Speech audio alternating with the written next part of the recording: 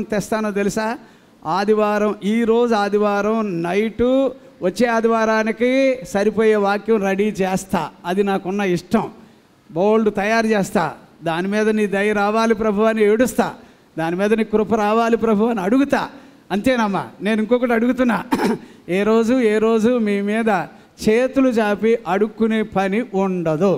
అర్థమైందా? మీరు కూడానమ్మా ఎవరి దగ్గర కూడా అడుక్కునేటట్టుగా ఉండాల్సిన అవసరం ఉండదు. రీజన్ ఏంటంటే 37వ కీర్తన 25 అందులో ఏం చదువుతున్నా? ఏమంటే, నేను చిన్నవాడినై ఉన్నాను, ఇప్పుడు నేను పెద్దవాడినయ్యాను, అయినను నీ పేరు పెట్టబడిన బిడ్డలు ఎవరైనా కూడా భిక్షమెత్తుకోవడం నేను కన్నులారా చూడలేదు. అర్థమైందా? అది మనసులో పెట్టుకోండి. ప్రభు దగ్గరికి వచ్చాక నువ్వు తలగా మరుదువుగాక.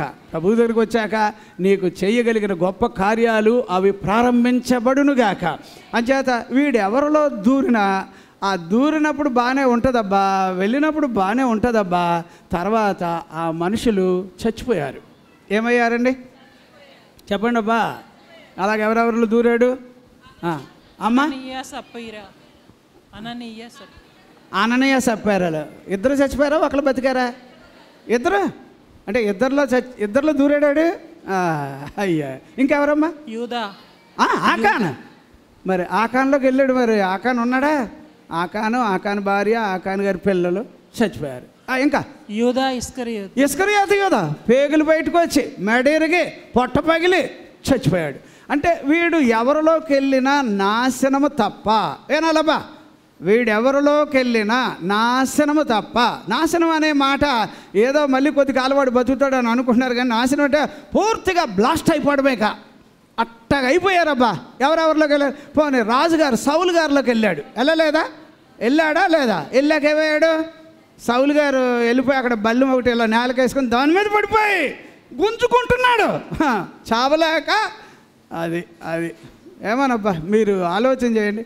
ఇలాగా 7 మంది మీకోసం చెప్పాను. ఎవరమ్మా? ఏదో ఎజ్జిపోయాలు అయితే ముక్క తొక్క ముక్కలు ఏమైపోయింది? అది సమాధి చేద్దామని చెప్పి మాంసం పోగేయండి అన్నారు. యజ్బేల్ని పోగు చేస్తే, సార్ గుర్తుపట్టలేకపోతున్నా, కళ్ళు ఎక్కడున్నాయో తెలియట్లే, కాళ్ళు ఎక్కడ ఏమో వేళ్ళే కనిపిస్తున్నాయి సార్, అంతలా చెత్త అయిపోయింది అంటే నేను చెప్తున్నా. సైతాను ఎవరిలో దూరినా చివరికి ముగింపు ఏంటది అంటే దీర్ఘకాలం బతికేవాడు మధ్యలో పోతాడు. అది మనసులో పెట్టుకోండి, మధ్యలో పెట్టుకోండి. ఇవాబా, మరి ఇప్పుడు వీడు ఎలాగ ఎంటర్ అవుతున్నాడు అంటానికి ఈ కాలంలో ఉన్న పరిస్థితులు కొన్ని చూడాలి మనం. జనరల్గా ఇప్పుడున్న కాలం సహజీవనం. ఏ జీవనం చెప్పాలి? నా ఎంక చూడండి అమ్మా, అందరూ చూడండి అబ్బా. సహజీవనాన్ని మనం తప్పుపడడానికి రైట్స్ లేవు, అంతేనా? ఎందుకంటే గవర్నమెంట్ వాళ్ళకి ఏం చేసిందట? పర్మిషన్ ఇచ్చిందట. ఈ దేశం నుంచి ఇతర దేశాల నుంచి మంచి తెచ్చుకుంటే బాగుపడాల్సింది ఏ శనిగొట్టోడో ఎవడో కానీ దీన్ని ఈ దేశంలో అమలుపరిచి తల్లి ఎవరో తెలియట్లేదు, పిల్ల ఎవరో తెలియట్లేదు. ఏది పెళ్ళికి ముందు పిల్లలా? ఎరా ఈ పిల్లలు మా గర్ల్ ఫ్రెండ్ అండి మాకు ఇలా చచ్చిపోయారా బాబు. ఎంత దారుణం అంటే ఈ చివరి కాలంలో భయంకరమైనటువంటి రీతిలో సైతాను ఏం చేసిందో తెలుసా? యవనస్తులను పట్టేసిందండి. అర్థమైందా? పేరుకి ఉద్యోగాలు, ఊర్లోనేమో అమ్మ నాకు తర్వాత చేసుకుంటానమ్మా పెళ్ళి అంటున్నాడు వాడు ముఖం. ఇక్కడ ఆల్రెడీ ఇక్కడ సహజీవనం నడిపేస్తున్నాడు. ఇక్కడ ఏంటో ఇలా ఉన్నాయబ్బా. మీరు ఆలోచన చేయాలి.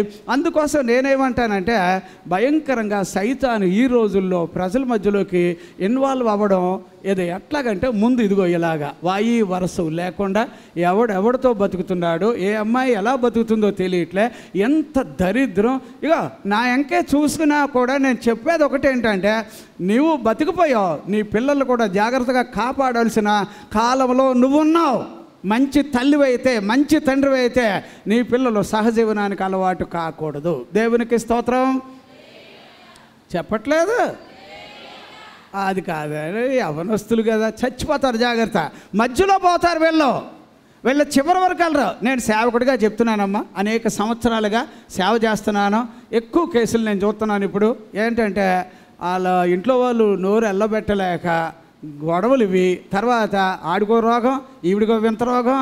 తర్వాత నేను అనుకుంటాను, అప్పుడెప్పుడో బైబిల్లో మనం 13వ అధ్యాయంలో చదువుతాం, లూకాసు వార్తలు, గూని స్త్రీ ఈ సహజీవనం చేసి దరిద్రతను తెచ్చుకున్న వాళ్ళకి ఏదో గూని నెత్తి మీదకి రావాలి. అంటే నేను అనేది మీకు అర్థమవుతుందా? అంత దరిద్రంగా అయిపోయారు. అంచేత ఎవడు ఎలాగ ఉంటాడు? రేపు ఉదయం నీకు మంచి భవిష్యత్తు రావాలని బైబిల్ కోరుకోదిక. అర్థమైందా? 10 కొంపలను ఆరిపేశావు, 10 కొంపల్లో నువ్వు తిరిగా, 10 జీవితాలని. నేను చెప్పేది వినండి, సీరియస్గా అనుకున్నా పర్వాలేదు, కానీ నీ పిల్లల్ని కనుక నువ్వు కంట్రోల్ చేయకుండా రేపు పవిత్రమైన హోలీ మ్యారేజ్ ఈ కథలు చేయకు. చెత్త అని అనుకో అంతే. గతి లేక పెళ్లి చేసుకున్నావు అని అనుకోవాలంతే. ఇట్లాంటి స్థితి రాకుండాలాగిన మొట్టమొదట ఏమంటే సైతానుగాడు ఇప్పుడు ఎలా విజృంభించాడంటే సహజీవనం అనే యాక్ట్లో వాడు లోపలికి వచ్చేసాడు. ఈవెన్ నేను అంటున్నా, దేవుని మందిరాల్లో ఇలాంటి దరిద్రత లేదు. ఆలోచన చేయండి. సేవకులు మంచిగా వాక్యం చెబుతారు. వాళ్ళకి ఏమంటే ఇప్పుడు ఎవడు ఎలా పోతే నాకేంటంటే ఇంక వాక్యం ఎందుకు చెప్పాలి? వాక్యం ఎందుకు చెప్పాలి? ఎవరు ఎలా ఉంటే నాకేంటి అని అంటే కాదుగా, అందరూ బాగుండాలా వద్దా? ఏమండి మన దేశంలో నేను అంటాను ఎన్నో రకరకాల సమస్యలు గుండా మనం బతుకుతున్నాం. ఎంత చదివిన ఉద్యోగం రాదు, అదొక పెద్ద విషయం. రెండవది, ఎంత కష్టపడి నువ్వు రాత్రి పగలు ఇది చేసినా కూడా కోట గీట అది ఇది అని చెప్పి తొక్కుపడేస్తారు. అట్లాగా రాదు. తీరా హై లెవెల్కి వచ్చేసావు అనుకో, అక్కడికి వచ్చాక కూడా మళ్ళీ అక్కడ అదొక వేరే లెక్క ఉంటుంది. సార్ ఇగో ఇందులో వీళ్ళకి ఇన్నే ఉంటాయి, అందులో వీళ్ళకి ఇన్నే ఉంటాయి, అట్లా చెప్తారు. ఆ పైకి వెళ్ళే కొద్దీ మన డీటెయిల్స్ వాళ్ళు చదివి ఏం చేస్తారంటే అట్లాగా. అప్పుడు వాళ్ళు ఏం చేస్తారంటే మీకు అక్కడ వడ్డించేవాడు అక్కడ మనవాడు ఉండకపోవడం వల్ల ఎంత చదివినా ఉద్యోగాలు రావు. అప్పుడు ఏమవుతున్నాం మనం? వేరే దేశాలకు వెళ్ళిపోవట్లేదా? మళ్ళీ పైకి మాత్రం ఎప్పుడైనా డబ్బులు కావాలనుకో ఎన్ఆర్ఐ డబ్బులు చేస్తారట వాళ్ళు. అదే మళ్ళాటి వాళ్ళు వెళ్ళారంటే ఏం చేసావంటారా మీరు, మాకు చదువు అంతా ఫ్రీగా చదివించావా నన్ను? ఎన్నో బాధలు ఉన్నాయి. అందుకోసం నేను అంటాను, కాస్త కష్టపడండి, సైతానికి దూరంగా ఉండండి, దేవునిలో బ్రతకండి. అప్పుడు మన జీవితాలు సునాయాసంగా. ఏమండి మనకు ఆధారమైన వాడు నరుడు కాదు. అర్థమైందా? ఇక్కడే ఉంది కదా ఈ వాక్యం. ఏముంది అక్కడ? ఇశ్రాయేలీయులకు ఆధారమైన వాడు ఆ దేవుడే మనకు తోడై ఉండునుగాక. దేవునికి స్తోత్రం, హల్లెలూయా. సరే, ఇందులో మనం చదివిన అంశాల్లో మనం చూచింది మెయిన్ అదే కదా. సరే, ఇప్పుడు ఇందులో నుంచి మనము ఒక్క మాట చూడాల్సిన అవసరం ఉంది. మొట్టమొదట మనం ఎలాగా దీనిని మనం అర్థం చేసుకోవాలి అని అంటే, సైతానుకున్న ఇష్టం ఏంటంటే మనిషిని ఎప్పుడూ కూడా పాపములో ఉంచాలని వాడికి ప్రయత్నం. మనిషిని ఎప్పుడు ఎందులో చూడాలనుకుంటాడు? ఎందుకంటే పాపములుగా ఉన్నవారు పరలోకానికి రారు. ఏమండి పాపము పరిపక్వమై ఏం కట్టదట? యాకోబు పత్రిక 1:15 చదువుతాం కదా, దురాశ గర్భము ధరించి పాపమును కనును, పాపము పరిపక్వమై మారనాని. అంటే మధ్యలో పోవడమే ఈ సైతానుగాడి వల్ల. నువ్వు ఇప్పుడు దీర్ఘాయుష్మంతుడు అవ్వాలంటే ఏమండి సైతానికి వ్యతిరేకంగా బతకాలి. అది సైతానికి వ్యతిరేకంగా బతికేవాడు దీర్ఘాయుష్మంతుడు. దేవునికి స్తోత్రం. అందరికీ అర్థం అవ్వలేదా? అర్థమైందా? సైతానికి దూరంగా బతికే వాళ్ళు ఎలా బతుకుతారట? అదే 32:6 వచనంలో ప్రవాహంలాగా వడివడిగా మనకు విరోధమైనవి వచ్చినా, ఏమంటే 91వ కీర్తన 10వ వచనంలో నీకు విరోధంగా ఏ ఆయుధమో ఏం కాదట, ఏ తెగులు నీ గుడారాన్ని సమీపించదట. అట్లాంటి దేవుడు మనకున్నాడు కనుక దేవుణ్ణి పట్టుకొని బ్రతకాలి. అప్పుడు ఎక్కువ కాలం బతకాలి అనుకుంటే మర్యాదగా నేర్చుకోవాల్సింది ఏంటంటే సైతానికి వ్యతిరేకంగా బతకాలి. దేవునికి స్తోత్రం. మరి తక్కువ కాలం బతకాలనుకుంటే సైతాన్ని కలుపుకుంటే కూడా పర్వాలే. ఆడు దొంగ, ఆడు నాశనము చేయవాడు, వాడు హత్య చేయవాడు. అది యోహాను సువార్త 10వ అధ్యాయం 10వ వచనంలో మనం చదువుతాం.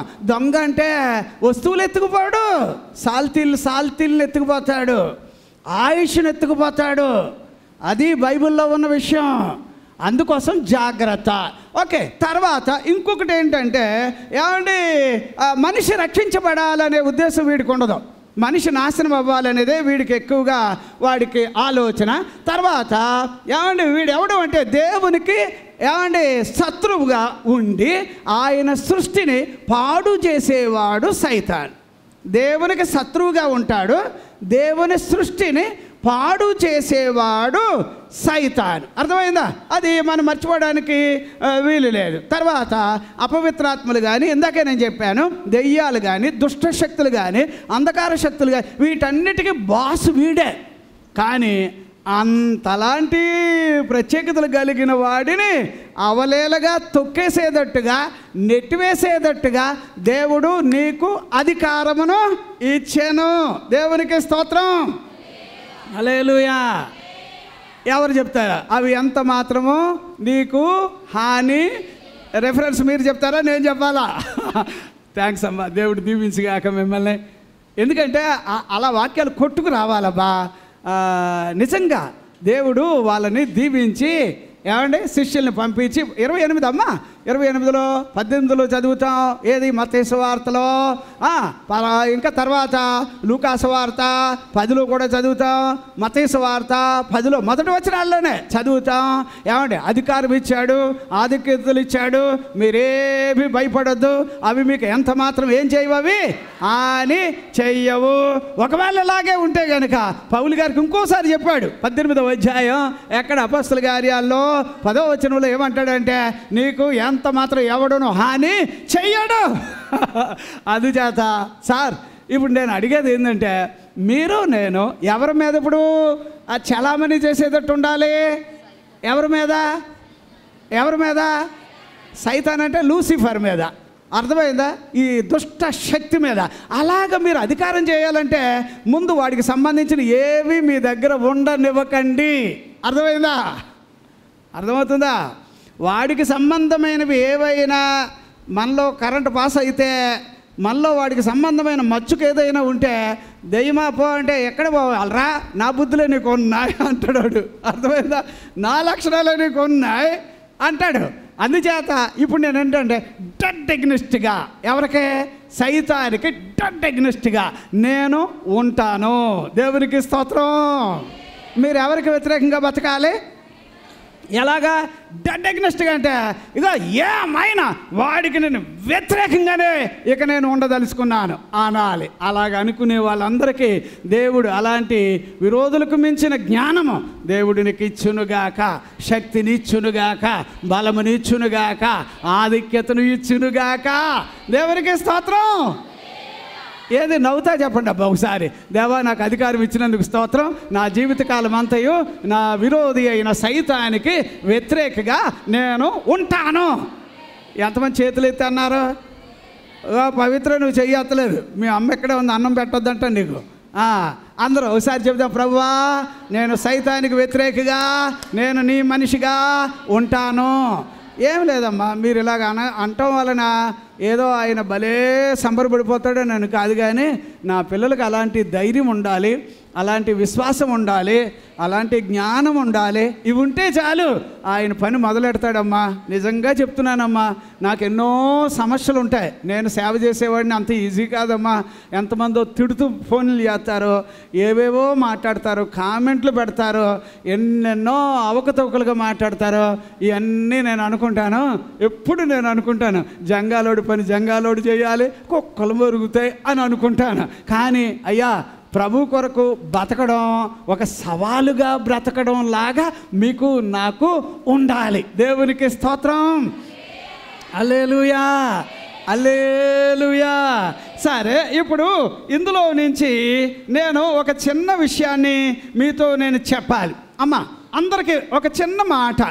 జనరల్గా నేను సైతాన్ని జయించాలి, ఓడించాలి అంటే ఆడు ఓడిపోలేదా అని అనకండి. ఏసై ఓడిచ్చేసాడు. ఇప్పుడు నేను అంటున్నాను, ప్రభు ఆడిని 100 గుద్దులు గుద్దాం, నేను కూడా గుద్దుతాను అనాలి. ఏసై దగ్గరికి వెళ్ళి ఎవరాలి? ఏసై ఇప్పుడు ఏసయ్య కొట్టాడు, సిలువలో చెదకొట్టి పడేశాడు కదా. ఇప్పుడు నువ్వేమి లేదు, ఏసయ్య నేను కూడా నీ పేరు మీద 4 తన్నులు తన్ను వస్తాను అని అంటే వెళ్ళరా తండ్రా అంటాడు ఆయన. అర్థమైందా? అంతే చేయాల్సింది మన 2-3 పనులకి. అయితే నువ్వు ఎలాగ వాడిని నెట్టివేయగలుగుతావు అనేది 4 భాగాలు, 4 రిఫరెన్స్లు అనుకుందాం. అందులో ఒక్కటేంటంటే నీకు పరిశుద్ధాత్మ కావాలి. ఏం కావాలి చెప్పండి అమ్మా, అందరూ చెప్పండి అమ్మా. అమ్మా నా దగ్గర ఒక బైబిల్ ఉందమ్మా, ఒక బైబిల్ ఉంది. ఆ బైబిల్ పేరు ఏం పేరంటే the spirit filled with Bible అని, అంటే స్పిరిట్ ఫిల్డ్ బైబుల్ అని అన్నారు. అది మొత్తం ఆదికాండం 1వ అధ్యాయం మొదలుకొని ప్రకటన గ్రంథం 22 వరకు.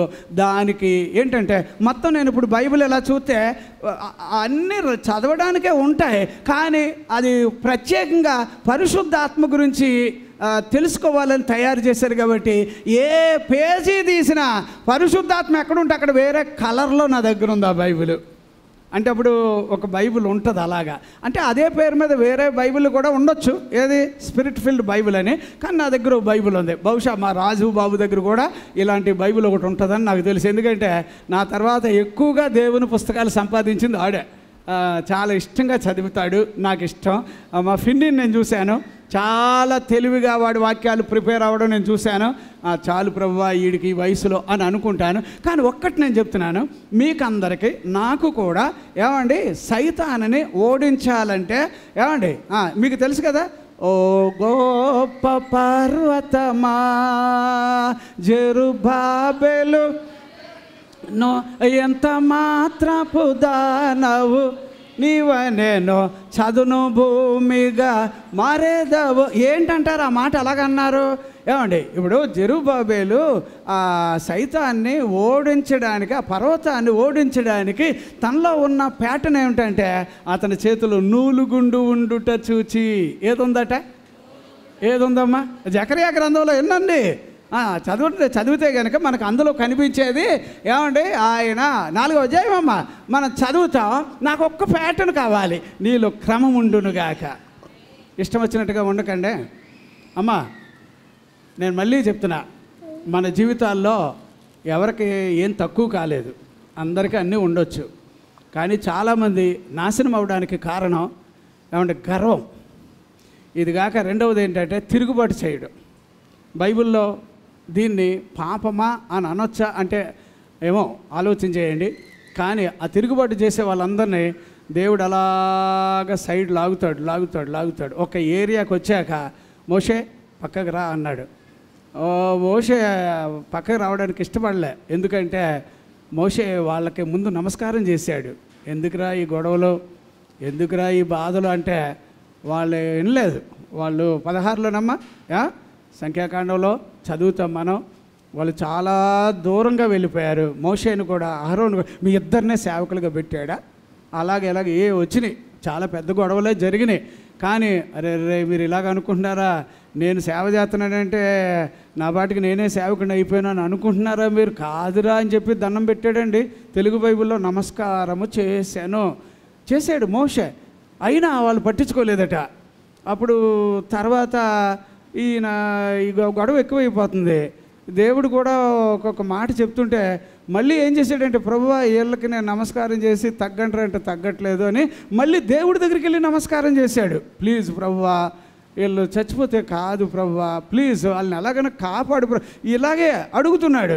చూశాడు వాళ్ళు రెచ్చిపోయి ఇంకా మాట్లాడుతున్నారు. మళ్ళీ ఒకటి కాదండి, 250 మందిని పోగేసుకొని వచ్చారండి వాళ్ళు మోషే గారి మీద. 250 మందిని పోగేసుకొని వస్తే వాళ్ళేం చిన్నోళ్ళు కాదు, అర్థమైందా? 12 గోత్రాలలో వాళ్ళు ముఖ్యులు. అలాంటి వాళ్ళని కలుపుకొని చూసారా, ఒక గొడవ జరిగింది అనుకోండి. ఆ గొడవలో పెద్ద ఆయన ఏది ఈయన సపోర్ట్ చేస్తున్నాడు, ఆడికి తెలియట్లే, ఇందులో వాడు కొట్టుకుపోతాడని తెలియట్లే. వచ్చాడు ఆవిడ వెళ్ళిపోయింది, ఆ ఇంటోళ్ళు వెళ్ళిపోయారు, ఈడు వెళ్ళిపోయాడు.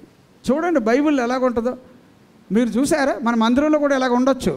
ఏంటో ఎందుకయ్యా నువ్వు సపోర్ట్ చేస్తున్నావు అంటే, అసలు గంధకర్త అంతా వాళ్ళే చేశారు, వాళ్ళు పోయారు, వీళ్ళు పోయారు. ఏంటంటారు ఇది, ఏం కలిసి వచ్చింది? అంచేత మోషేనేమన్నాడంటే, నువ్వు లెగిక, నువ్వు నమస్కారాలు ఈ సాష్టాంగ పడ్డాలు మానేసే, నువ్వు వీళ్ళలోంచి బయటికి రా అన్నాడు. ఎప్పుడైతే బయటకు వచ్చాడో మోషే గారు బయటకు వచ్చాడో అప్పుడు సర్వ సమాజం ఏమన్నారో తెలుసా వాళ్ళని? ఈ దుష్టులను అని అన్నారు వాళ్ళు. అప్పటి వరకు వాళ్ళు కూడా ఏమనలేదమ్మా. మీకు అర్థమైతే కనుక బైబిల్ చదివి చూడండి అమ్మా, లేదా ఈ దుర్మార్గులనే మాట కూడా ఉండొచ్చు అలాగా. అప్పటి వరకు రే మంచోళ్ళు అవ్వండిరా, ప్లీజ్ రా, అది ఇది అంటే వినలేదు వాళ్ళు. మోషే గారికి అర్థమైపోయింది, నేను ప్రార్థన చేశాను, బతిమాలాను, అవ్వలేదు, వాళ్ళని బతిమాలాను, అటు అవ్వలేదు, ఓ పని చేద్దాం, ప్రభువు చెప్పాడు కదా అని చెప్పి అర్థమైపోయింది, సెలెక్ట్ అయిపోయారు వీళ్ళు నాశనానికి వెళ్ళిపోతారని. ప్రభు ఎప్పుడైతే ఇలాగా అన్నాడో మోషే బయటకు రాగానే అక్కడ ఉన్న సర్వ సమాజం ఈ దుష్టులు అని మొదలెట్టారు. అప్పుడు దుష్టులు అంటే ఎవరు? ఎప్పుడు సైతాను చేత ప్రేరేపించబడిన వారు దుష్టులు. అర్థమైందా? ఆ మోషే వాళ్ళందరూ పక్కకు వచ్చారు. ఆకాశం నుంచి దేవుడు ఆజ్ఞ ఇవ్వగా భూమి ఏం చేసిందట? నోరు తెరచి వాళ్ళందరిని వింతగా మింగేసిందట. చూసారా మీరు ఇలాంటివి? అంటే ఇప్పుడు అమ్మ నేను అంటున్నా, మీరు సైతాన్ని ఓడించాలంటే మీకు నాకు ఎవరు కావాలి చెప్పండి అమ్మా. ఇందులో ఏమి సందేహపడకూడదు. ఇక శిష్యులందరూ కూడా అపోస్తులుగా పిలువబడ్డాక వాళ్ళని మీరు 1:8 చదువుతాం. ఆ అపోస్తుల కార్యాల్లో మీరు దేవుని యెరూషలేములో మీరు వేచి ఉండండి, పరిశుద్ధాత్మ మీ మీదకి వచ్చాక మీరు శక్తివంతులు అవుతారు అన్నారు. ఏమండి, ఇప్పుడు నువ్వైనా నేనైనా సైతాన్ని ఓడించాలంటే వాళ్ళు నేర్పిన విద్యే. వాళ్ళు ఏం చేశారంటే పరిశుద్ధాత్మ చేత నింపబడ్డారు, దెయ్యాలను వెళ్ళగొట్టారు, రోగులను బాగు చేశారు. అమ్మా నేను అంటున్నాను, అపవిత్రాత్మలను వెళ్ళగొట్టారు, సైతానును పారదోలేరు. అది ఎలా జరిగిందంటే పరిశుద్ధాత్మ పరిశుద్ధాత్మ పరిశుద్ధాత్మ. ఇప్పుడు మనోళ్ళు ఏమనుకుంటున్నారు చాలామంది, ఇప్పుడులో స్వస్థతలు ఎక్కడున్నాయి, ఇప్పట్లో అద్భుతాలు ఎక్కడున్నాయంటే దేవుడు చచ్చిపోయాడా? మన దేవుడు ఇప్పుడు బతుకున్నాడు. అప్పుడు ఆయన చేయడం చేతనైతే ఆ దేవుడు ఇప్పుడు కూడా చేయడానికి ఆయన సమర్థుడే. దేవునికి స్తోత్రం. హల్లెలూయా హల్లెలూయా హల్లెలూయా. అంచేత ప్రతి వారి మీద ఎలాగ ఉండాలమ్మా? పరిశుద్ధాత్మ మీ మీదనో మీ పిల్లల మీదనో పిల్లల మీదనో. అది అంటే మన ఇంటి అంతా కూడా దేవుని ఆత్మ ఉండునుగాక. దేవుని ఆత్మ చేత నడిపించబడిన వారే 8:14 ప్రకారంగా రోమాపత్రికలో వాళ్ళు దేవుని పిల్లలు. అర్థమైందా అమ్మా? వినండి, ఒక పాయింట్లో మనకు. రెండవది, దెయ్యాన్ని సైతాన్ని వెళ్ళగొట్టడానికి నీకు తప్పకుండా వాక్యం ఉండాలి. ఏముండాలమ్మా చెప్పండి అమ్మా? అదేంటండి వాక్యాలు ఉంటేనే వెళ్ళకూడదు. మరి వరాలంటే వరాల సంగతి నేను వెళ్ళటలేదు. అర్థమైందా? అవి నీకు దేవుడు ఇచ్చునుగాక, నాకు కూడా ఇచ్చునుగాక. వరాల గురించి నేను మాట్లాడటలే. నువ్వు దెయ్యాలు కానీ దేవతలు కానీ దుష్టశక్తులు కానీ ఇవి నీ దరిదాపులకు రాకూడదు. రెండవది, అపవాదిని నువ్వు నెట్టివేయాలంటే నీకు వాక్యమే కావాలి. అంతేనా? బైబిల్ వాక్యాల్లో మత్తయి సువార్త 4వ అధ్యాయంలో మీకు యావరేజ్గా దొరికిన ఆ 4-5 వచనాల్లో మనం చదివేది అదే. దేవునికి స్తోత్రం. వాక్యం నీలో ఉంటే సైతాను వెనక్కి వెళ్ళిపోద్ది. దేవునికి స్తోత్రం. హల్లెలూయా హల్లెలూయా. అంచేత అమ్మ ఇప్పుడు బయట కొన్ని సంఘాల్లో పరిశుద్ధాత్మ గురించి మాట్లాడొద్దు అంటారు. కానీ నేనంటాను, బైబిల్లో ఉన్నదాన్ని ఎవడూ దాచడానికి ఎవ్వడికి వీలు లేదు. బైబిల్లో ఉన్నది నువ్వు చెప్పాలి, నేను చెప్పాలి, ఉన్నది ఉన్నట్టుగా మాట్లాడాలి. అందుచేత నాకు ఇప్పుడు చూడండి సార్, మామూలుగా మాట్లాడితేనేమో బలం రాదు. మామూలుగా మాట్లాడితే ఏం రాదు? మీ అందరి ముందు నిలబడే అంత పెద్ద మనిషిని కాదు నేను. నాకు ఒక్కటి ఉంది, ఆయన ఆత్మ నన్ను ప్రేరేపించే కొద్దీ నేను మాట్లాడతాను. ఆయన ఆత్మ లేకపోతే అయ్యి బాబోయ్ మీ ముందు నేను నిలబడ్డం ఏంట్రో బాబు, మీ చదువుల ముందు కానీ, మీ ఆస్తుల ముందు కానీ, మీకున్న పరపతి ముందు కానీ, మీకున్న గొప్పతనం ముందు కానీ నేనెందుకు పనికొస్తాను? పనికి రాను. కానీ నాకు తెలుసు, నా ప్రభు ఆత్మ నన్ను ప్రేరేపిస్తే కనుక ఎండిన ఎముకల్లో కూడా ఉజ్జీవాన్ని తెస్తుందని నాకు తెలుసు. బలమైన దేవుని యొక్క కృప గొప్పదని నాకు తెలుసు. అందుచేత ఆధారపడేదే దేవుని ఆత్మ మీద. ఏదైనా చెబితే దేవుడు సమయోచితమైన మాటలు, విచిత్రమైన వెండి పల్లెములో నుంచబడిన బంగారు పండ్ల వంటివిగా ఆయన వాక్కును నీ నోట నా నోట ఉంచుతాడు. గనుక దేవుని వాక్యం ఎవరిలో ఉంటుందో సైతాను వెనక్కెళ్ళాలి, నువ్వు ముందుకెళ్ళాలి. దేవునికి స్తోత్రం. అది చాలా చాలా ఇంపార్టెంట్ అయిన విషయం. అందుకే బైబిల్ వాక్యాల్లో దేవుని వాక్యం ఎక్కడ ఉండాలట మనలో? ఎక్కడ? ఏది రెఫరెన్స్ ఎవరు చెప్తారు? 10వ అధ్యాయం ఎక్కడ? ఏమన్నారమ్మా? నాకు వినబడేదట్టేనా అనండి. మానిటర్ నాకు ఇట్లా వ్యతిరేకంగా నాకంటూ పెట్టలేదు. 4:12 అక్కడికి వెళ్ళారా? ఏది? శరీరంలో, ఎముకల్లో, మూలుగుల్లో. ఓకే, ఇంకా రోమాపత్రిక 10వ అధ్యాయం 8వ వచనం. ఇంకేమన్నా ఉన్నాయా? నేనైతే నాకు కుట్టల కింద అలాగ వస్తాయి. ఇప్పుడు దేవుని వాక్యం మీలో ఉందనుకో, చీకటి ఏమవుద్ది? వెనక్కి వెళ్ళిపోద్ది. ఎక్కడ ఉంది రెఫరెన్స్? 119 130 వచ్చిన ఇవన్నీ అంతే. అంచేత వాక్యం ఉండాలి. సరేనా? సరే, ఇప్పటికి మనకు అదొక తర్వాత ఇప్పుడు మనం వాక్యం లోపల ఉన్న కొన్ని ప్రత్యేకమైన విషయాలు విందాం. దేవునికి స్తోత్రం, హల్లెలూయా. అమ్మా, తర్వాత మూడవది ఏంటంటే దేవుడు నీకు నాకు అధికారం ఇచ్చాను. ఏమిచ్చాడమ్మా? అధికారాన్ని వాడదామా వద్దా? ఎవరి మీద? ఎలాగా? ఏముండాలి? అభిషేకం ఉండాలి. ఏముండాలి? వాక్యం ఉండాలి. మూడవది నీకు అధికారం ఎవరిచ్చారు అని అనగానే యేసు ప్రభు ఇచ్చాడని చెప్పు. దేవునికి స్తోత్రం. అప్పుడు ఆ అధికారాన్ని వాడుతూ ఉంటే ఏదో చాకుకి రోజుకు వస్తూ ఉంటే పదునొచ్చినట్టుగానే మన జీవితాల్లో ఏ రోజుకి ఆ రోజు షార్ప్గా మారడానికి ఆస్కారాలు అవే. అంచేత నీకు ఒక్క పాయింట్ చెప్తాను అమ్మ. కొలసీలకు రాసిన పత్రిక 1వ అధ్యాయం 12వ వచనం చదవండి అమ్మ. అంటే ప్రభు నీకు అధికారం ఇచ్చాడు కాబట్టి నువ్వు ఇందులో కొన్ని విషయాలు తెలుసుకొని తీరాలి. 12వ వచనం చదవండి. మీరు సంపూర్ణ జ్ఞానమును ఆత్మ సంబంధమైన వివేకమును గలవారును ఆయన చిత్తమును పూర్ణముగా గ్రహించిన వారునై ప్రతి సత్కార్యములో సఫలులగుచు దేవుని విషయమైన జ్ఞానమందు అభివృద్ధి పొందుచు అన్ని విషయములలో ప్రభువును సంతోషపెట్టునట్లు ఆయనకు తగినట్టుగా నడుచుకునవలెననియు ఆనందముతో కూడిన పూర్ణమైన ఓర్పును దీర్ఘశాంతమును కనపరచునట్లు ఆయన మహిమ శక్తిని బట్టి సంపూర్ణ బలముతో బలపరచబడవలెననియు తేజోవాసులైన పరిశుద్ధుల స్వాస్థ్యములో అక్కడ పరిశుద్ధుల స్వాస్థ్యం ఉంది కదా. సరే, 13, 14 వచనం కూడా చదవండి. ఆయన మనలను అంధకార సంబంధమైన అధికారములో నుండి విడుదల చేసి. ఏ అధికారంలో నుంచి అమ్మా? అంధకార సంబంధం. అందరూ చెప్పండి అమ్మా. అప్పుడు సైతాన్ అధికారం ఎలాంటిదంటే అందులో చీకటి తప్ప వెలుగు ఉండదు, అందులో శాపం తప్ప ఆశీర్వాదం ఉండదు, అందులో నష్టం తప్ప లాభం ఉండదు. అప్పుడు సైతాను యొక్క అంధకార అధికారము నుండి విడుదల చేసి తాను ప్రేమించిన తన కుమారుని యొక్క రాజ్య నివాసులనుగా చేసెను. ఆ కుమారుని యందు మనకు విమోచనమును అనగా పాపక్షమాపణ కలుగుచున్నది. ఇప్పుడు ఏ అధికారం పోవాలి మనలో? అప్పుడు సైతాన్ని ఎల్లగొట్టాలంటే మీకు ఎవరిచ్చారు అధికారం?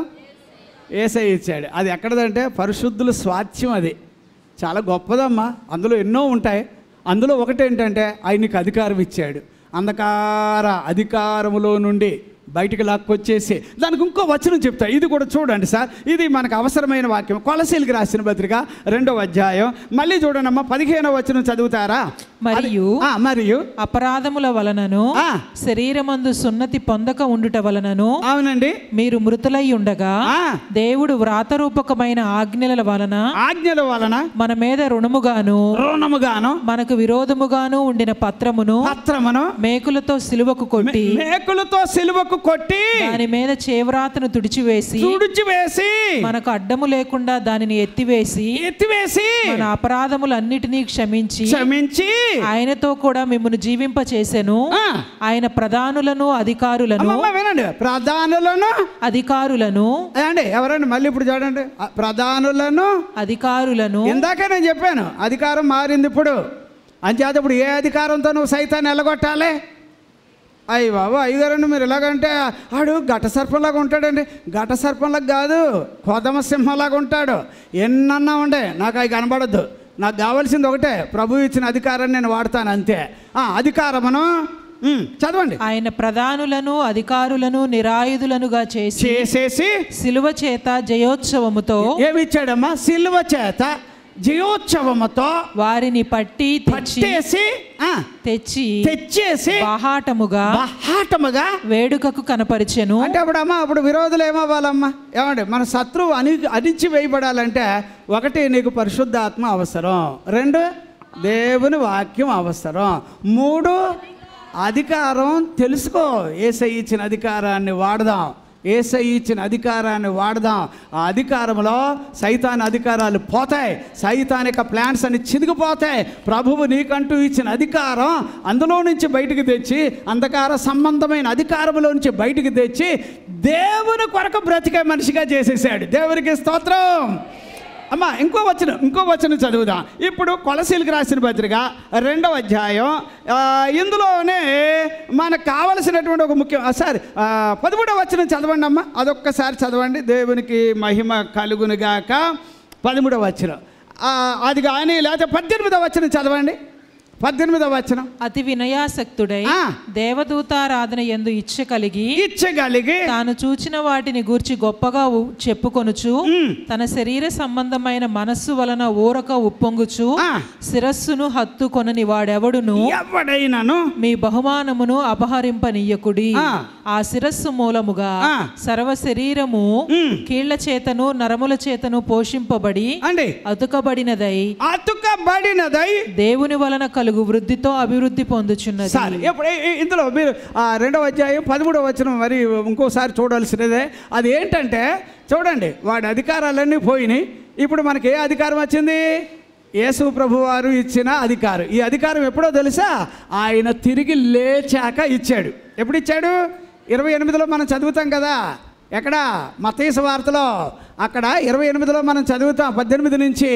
మనం ఆయన తిరిగి లేచాక ఈ అధికారాలు మనకు వచ్చినాయి. ఈ అధికారాల వలన ఇప్పుడు అంధకార శక్తులు, మీకు ఎఫెసీయులకు రాసిన పత్రిక 6వ అధ్యాయం, ఇది ఒక్కసారి ఎందుకైనా మంచిది కాబట్టి 12వ వచనం చదువుతారమ్మా. 12వ వచనం. మనము పోరాడునది శరీరులతో కాదు కానీ ప్రధానులతోనూ అధికారులతోనూ ప్రస్తుత అంధకార మళ్ళీ ఇక్కడ అధికారులు వచ్చినాయి.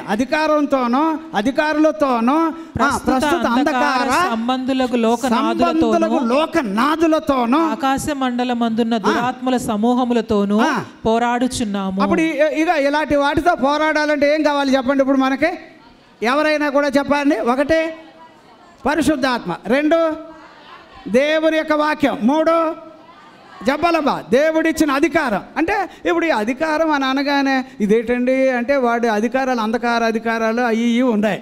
కాకపోతే వాటిలో మనం ఇంతకు ముందు ఉన్నాం. మీకు ఎఫెసీయులకు రాసిన పత్రిక చదవండి అమ్మా. 2వ అధ్యాయం 2వ వచనం 3వ వచనం చదివితే గనుక ఏమంటున్నాడంటే, మునుపు మీరు అనే మాట ఒకటి వస్తుంది. వాటిని చేయుచు వాయుమండల సంబంధమైన అధిపతి అనగా అవిధేయులైన వారిని ఇప్పుడు ప్రేరేపించు శక్తికి అధిపతిని అనుసరించి ఈ ప్రపంచ ధర్మము చొప్పున మునుపు నడుచుకుంటిరి. వారితో కలిసి మనమందరమును శరీరము యొక్కయు మనస్సు యొక్కయు కోరికలను నెరవేర్చుకొనుచు మన శరీరాశలను అనుసరించి మునుపు ప్రవర్తించుచు. ఎప్పుడమ్మా మునుపు ఎలాగున్నామంటున్నాడు అక్కడ? మునుపు వాడులాగా, వాడు అనుకున్నట్టుగా, వాడు కోరుకున్నట్టుగా. సార్ అదే మనిషి ఇప్పుడు ఏమయ్యాడంటే, అప్పుడు అలా ఉన్నాం, ఇప్పుడు ఏమవుతున్నాం? మార్చబడ్డాం. దేవునికి స్తోత్రం. అప్పుడు మార్చబడలేదు. వాడి పద్ధతే, వాడి ప్యాటర్నే, వాడు ఎలా రాశాడో అలాగే, వాడు ఎలా చెబితే అలాగే. అయ్యి బాబోయ్, ఇదిగా సార్ బైబిల్లో ఈ ఒక్క వచనం చూడండి సార్, ఎందుకైనా మంచిది. అపోస్తలుల కార్యాలు 26:18 వచనం ఒకసారి చదువుతారా? దేవుడు పౌలు గారిని సేవకుడిగా పెట్టుకున్నాక ఏమంటున్నాడు? చదవండి అమ్మా. నేను ఈ ప్రజల వలనను అన్యజనుల వలనను హాని కలుగకుండా నిన్ను కాపాడుతాను. వారు చీకటిలో నుండి వెలుగులోనికి. ఎందులో నుంచి అమ్మా చెప్పాలమ్మా? గట్టిగా చెప్పండి అబ్బా. చీకటిలో నుండి వెలుగులోనికి సాతాను అధికారము. ఏ అధికారం అమ్మా? గట్టిగా చెప్పండి అమ్మా. సైతాను అధికారములో నుండి దేవుని వైపు మళ్ళటానికి నా యందలి విశ్వాసము చేత పాప క్షమాపణను పరిశుద్ధ పరచబడిన వారిలో స్వాస్థ్యమును పొందునట్లు వారి కన్నులు తెరచుటకై, వారి కన్నులు తెరవడానికి నేను నిన్ను వారి యొద్దకు పంపేదనని చెప్పెను. దేవునికి స్తోత్రం. చప్పట్లు కొట్టి దేవునికి స్తోత్రం. అధికారము ద్వారా, దేవుడిచ్చిన అధికారము ద్వారా, దేవుడిచ్చిన పవర్ఫుల్ ప్లాన్ అంటారనమాట. ఆ అధికారము ద్వారా సైతాను ఇక 16:20 రాస్తాడు కదా రోమా పత్రికలో, వాడు ఎక్కడుండాలంటే మీ పాదముల క్రింద, ఎక్కడుండాలంటే మీ పాదముల క్రింద చిదుగద్రొక్కబడునుగాక. నేను అందుకే చెప్పాను, అమ్మా ఒకప్పుడు మనకు తెలియలేదు, కానీ యేసు ప్రభు వారి యొక్క ప్రేమ ఎంత గొప్పదంటే, పరిశుద్ధాత్మ మీ మీదకి వచ్చాక అపవిత్రాత్మలు పోవునుగాక, దెయ్యపు శక్తులు పోవునుగాక, దెయ్యపు మంత్రాలు పోవునుగాక, చేతబడులు పోవునుగాక, నేనంట నీకు విరోధంగా రూపించబడిన ప్రతి ఆయుధం శిథిలమవునుగాక. ఏ తెగులుని గుడారమునకు రాకపోవడానికి కారణం పరిశుద్ధాత్మ శక్తి ఒక్కటే. రెండవది వాక్యం. ఏముండాలమ్మా చెప్పండి అమ్మా. అంచేత అయ్యా నేను ఇంకొకటి, మా అచ్చమ్మ గారు వచ్చారో రాలేదో, వచ్చారమ్మా, ఆ దేవుడు దీవించుగాక. ఆవిడ గురించి నేను అప్పుడప్పుడు వింటాను, చాలా సంతోషం. ఏంటంటే ఆవిడకి చదువు రాదట, కానీ స్త్రీలు అదే వాగ్దానాలు చెప్పేటప్పుడు ఎట్లాగో కాకాబట్టి చెప్తుందట. వాళ్ళ అమ్మాయిని అడుగుతుందట, 2 సార్లు 3 సార్లు అడగగానే 4వసారి వాళ్ళ అమ్మాయి సనుక్కుంటుందట, గొనుకుతుందట, ఎవరికి అమ్మ అంటదట. ఎన్నన్నా కూడా మళ్ళీ ఒకసారి ఏదో పెట్టి చెప్పించుకుంటుందట. కానీ స్త్రీల కొడుకులో ఆ వాగ్దానం చెప్తా ఉంటే ఎట్లాగబ్బా అంటే వాక్యము నీ నోట ఉండునుగాక. యాకోబు పత్రిక 4వ అధ్యాయం ఎన్నో వచనమమ్మా 7వ వచనంలో చదివితే, ఆ దేవుని వాక్యం మీలో ఉండాలి, అపవిత్రాత్మను వెళ్ళగొట్టండి, అప్పుడు వాడు ఏమవుతాడట, వెళ్ళిపోతాడు, వాడు పారిపోతాడు. వాక్యం ఉండాలి, వాక్యం ఉండాలి అమ్మ, వాక్యం ఉండాలి. ఏమండి వాక్యం ఉండాలి. మీరు మాట్లాడేటప్పుడు వాక్యం వచ్చునుగాక, మిమ్మల్ని ఈజీగా గుర్తుపట్టేటట్టుగా దేవుని వాక్యం. మీరు ఎక్కడ చదువుతారబ్బా? మత్తయి సువార్త 26 ఏమండి 66 ఆ వచనాల దగ్గర నుంచి మనం వెళితే గనుక, ఏమండి ఇగో నువ్వు యేసు ప్రభుతో ఉన్నావు, నీ పలుకు సాక్ష్యం ఇస్తుంది, నువ్వెవడమో మాకు తెలుసు అని అంటుంటే అక్కడ ఆశ్చర్యంగా లేదా? 4వ అధ్యాయం 31లో కూడా చదువుతాం. ఎక్కడ? అపొస్తలుల కార్యాల్లో వారు యేసుతో ఉన్నారంటే వాళ్ళ మీద దేవుని యొక్క ఆత్మ ఉండునుగాక, వాళ్ళ మీద దేవుని యొక్క వాక్యం వారిలో ఉండునుగాక. మూడవది ఏమిటంటే సైతాను అధికారములను వెళ్ళగొట్టడానికి ఏమంటే క్రొత్త అధికారం వచ్చింది. అది ఎవరిచ్చారంటే యేసయ్య నీకు నాకు ఇచ్చాడు. ఈ అధికారాన్ని వినియోగించుకునే వాళ్ళు కావాలి. దేవునికి స్తోత్రం. హల్లెలూయా. బైబిల్ వాక్యాల్లో మనం చదువుతాం. 1వ యోహాను పత్రిక 3వ అధ్యాయం ఎన్ని వచ్చిన 8వ వచనంలో చదివితే, అపవాది క్రియలను నాశనం చేయడానికి యేసు ప్రభువారు ఈ లోకానికి వచ్చారు అని అన్నారు. అంచేత సార్ అధికారము ద్వారా సైతానుని వాడి క్రియలను సర్వనాశనం చేసేసేయాలి. అప్పుడు ఈ అధికారంలో పనిచేసేవాడు ఎవరంటే యేసయ్య. మీకు అర్థమైందా? 4 రోడ్ల మధ్యలో ఇంతకుముందు పోలీసు వాళ్ళు ఇలాగా స్టిక్కర్ పెట్టేవారు, ఇలా చూపించేవారు స్టాప్ అని అంటే ఎంత స్పీడ్గా వచ్చే లారీలు, పెద్ద పెద్ద బళ్ళు ఆగిపోయేవారు. ఏట్రా ఈ బక్కోడు ఆపేస్తున్నాడు అనుకుంటున్నాం. బక్కోడు కాదు, ఆ చేతిలో ఉన్న అట్టముక్కకి పోలీసు వాళ్ళ యొక్క బలమంతా అందులో ఉంటుంది. మన దేశం యొక్క అధికారాలు ఉంటాయి. అంచేత ఎవడైనా లారీ ఓడితోటి గుద్దుకొని వెళ్ళిపోదామంటే అయ్యిందే నీ పని. ఇక జీవితంలో ఊసలు లెక్కెట్టుకొని బతకాలి. ఏమోలే నేను అంటున్నా సార్, నాకు కూడా నన్ను ఏమంటున్నాడంటే, అరే నేను నీకు ఇచ్చిన అధికారం వాడరా అంటున్నాడు. నేను వాడుతున్నా. స్టాప్ అంటున్నాను అన్నీ. స్టాప్ అంటే నేను ఆగడానికి నువ్వు ఎంత ఉన్నావురా అన్నావునుకో, నేను ఎంత ఉన్నాను కాదు, ఈ అట్టమొక్కలో ఉంది శక్తి, పోలీసుడు బోర్డులో ఉంది. అలాగా దేవుడు నాకు శక్తినిచ్చాడు. ఆ అధికారం నేను వాడుకోవాలి. దేవునికి స్తోత్రం. హల్లెలూయా. ఏది సంతోషంగా దేవునికి స్తోత్రం చెల్లిద్దామా? ఏమండి సైతాన్ని ఓడించే మనిషిగా నువ్వు నేను మారాలి. సరే, ఇప్పుడు నేను ఎంత అయింది? 12 అయింది కదా. సరే, ఒక పావు గంట, ఒక అరగంట అనగానే అయ్యి బాబో ఎప్పుడు మొదలెట్టాడు, అయ్యి బాబో ఎంతసేపు చెప్పేస్తున్నాడు అని అనుకోకండి. కొద్దిసేపు. నెంబర్ 1 బైబిల్ వాక్యాలు ఏం చెప్తున్నాయంటే, సైతాను మనిషిలో ఎలాగ వచ్చేస్తున్నాడో ఇది కొంచెం మనం గమనించాలి. ఒక్కటి. మొదటి దినవృత్తాంతాలు ఇక్కడికి రండమ్మా. ఇందులో మనం కొంచెం చూడాల్సినటువంటి వాక్య భాగమే ఉంది. దాంట్లో నుంచి మనం చూడాలి. 21వ వచనం చదువుతారమ్మా. ఏమని రాశాడు? తరువాత సాతాను ఆ, ఇశ్రాయేలునకు విరోధముగా లేచి ఆ, ఇశ్రాయేలీలను లెక్కించుటకు ఏం చేయడానికమ్మా? ఇశ్రాయేలీయులను చదవండి. లెక్కించుటకు దావీదును ప్రేరేపించాను. ఇది మాత్రం చాలా బాధ అమ్మా. వినండి అమ్మా, చిన్న పాయింట్ల కింద ఆలోచించేద్దాం. ప్రభు సాయం చేయను గాక. దావీదు ఎవరు? మామూలు రాజా, ఖరీదైన రాజా? దావీదు గురించి చాలా పేర్లు ఉంటాయి. నా దగ్గర ఇంత లావు పుస్తకం పెట్టాను, దావీదు దేవుడు అని చెప్పి ప్రతి అంశంలో 7 పాయింట్లు చొప్పున చాలా మటుకు రాసేసాను పుస్తకం. జ్ఞానం వచ్చిందనుకో, దావీదుకి 7 రకాల జ్ఞానం. బలం వచ్చిందనుకో, దావీదుకి 7 రకాల బలం. అంతే, అలాగే ఉన్నాయి. ప్రార్థన అన్నాడు అనుకో, 7 రకాలుగా ప్రార్థన చేసేవాడు. అన్నట్లాగే ఉన్నాయి. సరే, ఇప్పుడు ఇందులో మీరు చదివితే రాజుగారిని కూడా సైతాన్ ఏం చేసిందట? చెప్పండి అమ్మా. ప్రేరేపించిందంటే మీకు అర్థమవుతుందా? ఎవరిని? ఏదో మనలాంటి వాళ్ళని అనుకుంటున్నారు, కానీ మనలాంటి వాళ్ళకి రాజుగారి కంటే బుర్ర వేరు ఉండదా? దావీదు గారి జ్ఞానం ఎలాగుంటుంది? 119వ కీర్తన 98, 99, 100 ఆ వచనాలు చదివారనుకో, ఎలాంటి జ్ఞానం ఉంటుంది? తెకోవ స్త్రీ ఏమంది? తెకోవ స్త్రీ అంటుంది, నువ్వు దేవదూతల వంటి జ్ఞానం గలవాడు అని అంటుంది కదా. ఇంత జ్ఞానం కలిగిన, జ్ఞానము కలిగిన, చాలా ప్రత్యేకత కలిగిన రాజుగారిని కూడా సైతాన్ ఏం చేసిందట? చెప్పాలి. ప్రేరేపించిందా లేదా? ప్రేరేపించిందా?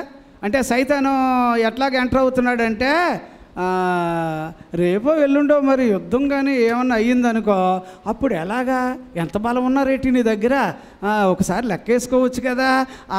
ఇలాగా చెబితే అది రాజుగారు ఏం చేశాడంటే, తన దగ్గర ఉన్న ముఖ్యమైన వాళ్ళని పిలిచి, అయ్యా నాకు ఎలాంటి ఆలోచన వచ్చింది, మన దగ్గర సైన్యం ఎంత ఉన్నారేంటి, యుద్ధ బలం ఎంత ఉందేంటి, సామాగ్రి ఎంత ఉందేంటి అని అడుగుతున్నాడు.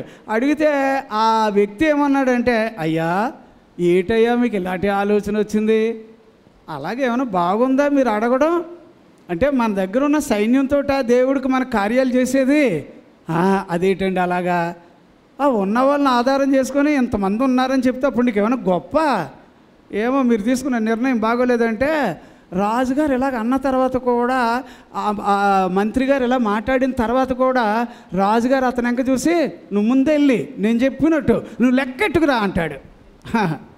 లెక్కెడతాడు. మొత్తం కొన్ని నెలలు లెక్కెట్టి వచ్చి రాజుగారికి చెప్తాడు, అయ్యా మీరు అన్నారు ఎట్టకేకలకి నేను సాధించుకొని వచ్చాను, ఇగో ఇన్ని లక్షల మంది ఏళ్ళు ఉన్నారని లెక్కలు ఇచ్చాడు. అయిపోయింది. ఆయన వెళ్ళిపోయిన తర్వాత దేవుని సేవకుడు వచ్చాడు అక్కడికి. వచ్చి ఏమన్నాడో తెలుసా? నువ్వు చేసిన పని ఎలాగుందంటే అని అప్పుడు చెప్పాడు. ఏంటో వీళ్ళందరినీ లెక్కేసావు, ఏం సాధించావు చూసుకో. దేవుడు నీకు 3 పాయింట్లు ఇస్తున్నాడు. ఒకటే, ఏం చేయాలి? ఇక్కడి నుంచి పారిపోవు. 3 రోజులు అవతల ఎక్కడైనా శత్రు రాజ్యాల దగ్గరికి ఎక్కడికైనా పోయి తలదాచుకో. అలా కాదంటవా, ఈ దేశం మీద ఆయన విరుచుకుపడతాడు, అందరూ పోతారు, ఇక చూసుకో. ఇలాగా ఆయన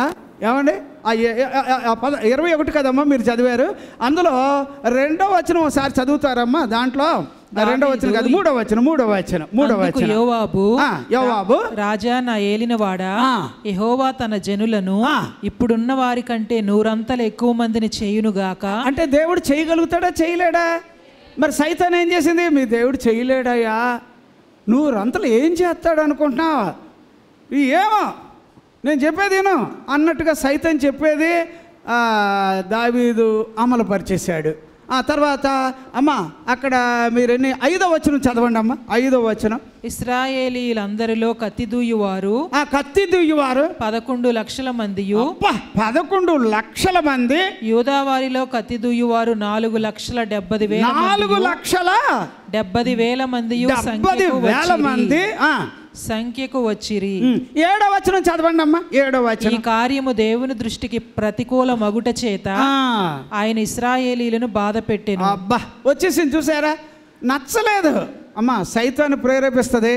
నువ్వు అందుకే ఎప్పుడు కూడా ఇక చూడండి అమ్మా, దావీదు ఎన్నోసార్లు సౌలుని చంపేయడానికి ఛానల్ వచ్చిందా లేదా? ఎన్నోసార్లు వచ్చింది. కానీ దావీదు ఏమన్నాడో తెలుసా? ఏమండే సౌలు గారితో అంటాడు, ఏ అయ్యా నాకు ఎన్ని ఛాన్స్ వచ్చినా నేను నీ మీదకి రాకపోవడానికి ఒక రీజన్ ఉంది, కానీ నువ్వు చీటికి మాటికి నన్ను చంపడానికి ట్రై చేస్తున్నావు, మరి ప్రత్యేకంగా ఇక్కడ టెంట్లు వేసుకున్న సంవత్సరాల తరబడి కొండల్లో ఉంటున్నావు సైన్యంతో, ఎందుకయ్యా ఈ చేత? నువ్వు దేవుడికి ఒకసారి చెప్పొచ్చుగా, ప్రభువా అతడు అట్లా కాదని ఒకసారి నువ్వు మాట్లాడొచ్చుగా అంటే సౌలు చేయలే.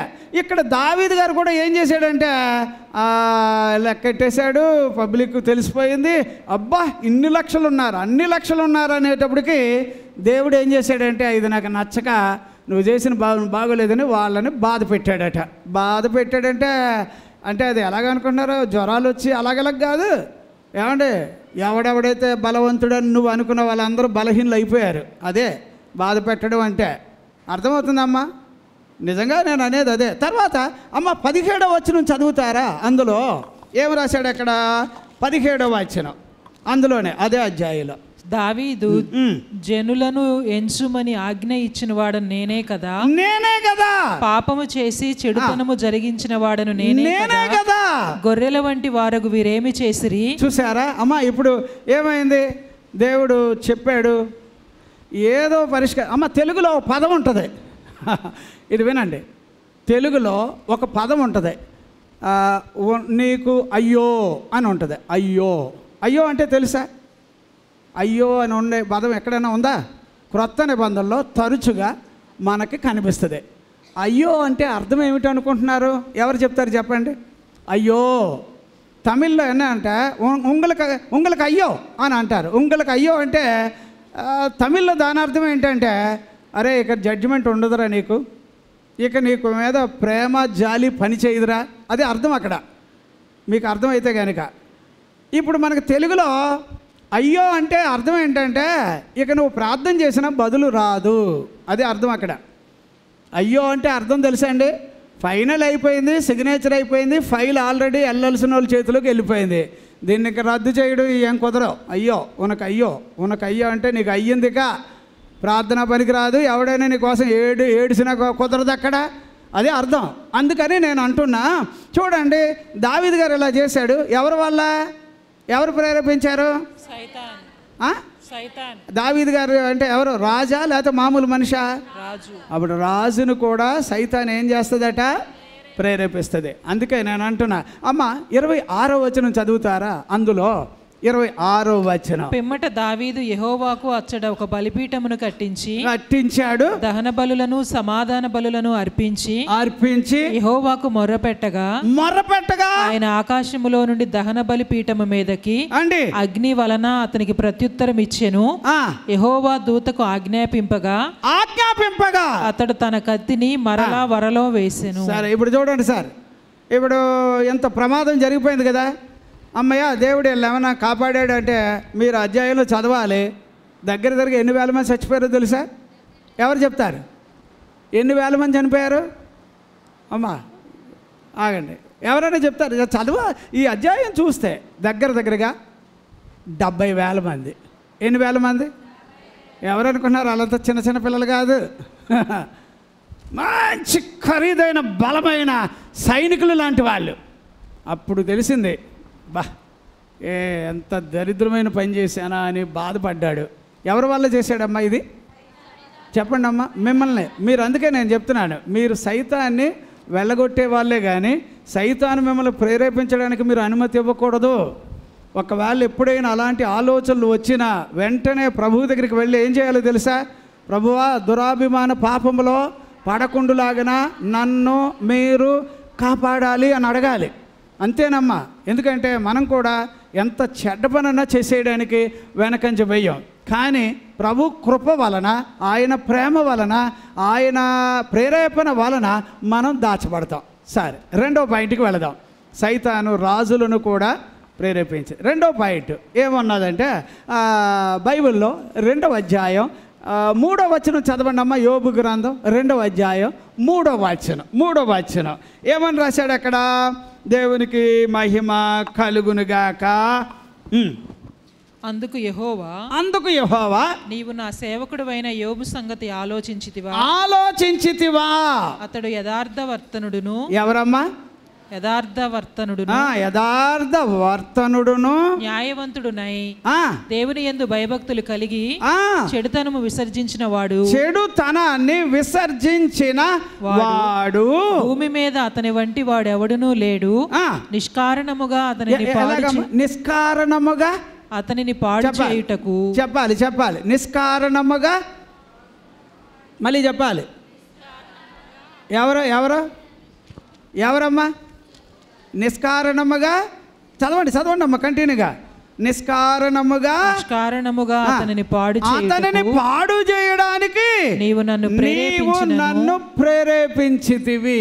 సైతాన్ ఎవరిని ప్రేరేపించింది? ఎవరిని చెప్పండి. అప్పుడు ఎలాగుంది పాయింట్ చూసారా? మీరు అర్థం చేసుకోండి అబ్బా. సైతాను ప్రేరేపిస్తుంది, రాజుగారిని ప్రేరేపించింది అంటే అమ్మో అనుకుంటే ఒరే రాజుగారిని మాత్రమే కాదు దేవుణ్ణే ప్రేరేపించింది. అర్థమైందా?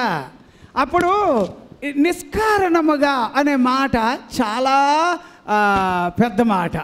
అంటే ఏ రీజను లేకుండా అంత మంచి మనిషిని పాడు చేయడానికి నువ్వు ప్రేరేపించావు.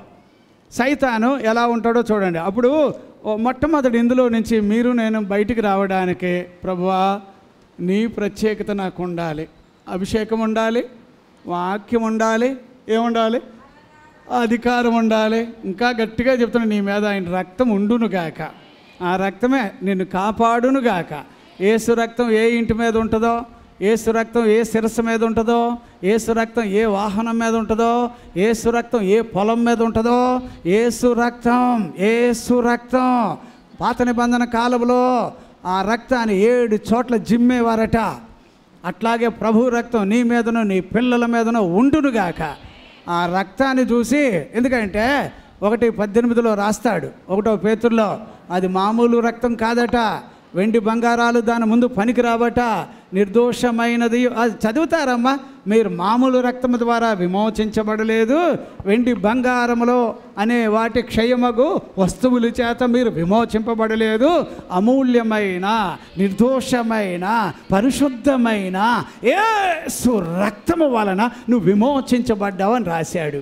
అంచేత ఈ రక్తం నీ మీద ఉన్నప్పుడు ఏమంటే సైతానుని కాళ్ళ క్రింద త్రొక్కబడునుగాక. సరే, ఇప్పుడు పాయింట్లో చదువుతున్నది ఏంటంటే వీడు ప్రేరేపిస్తాడు.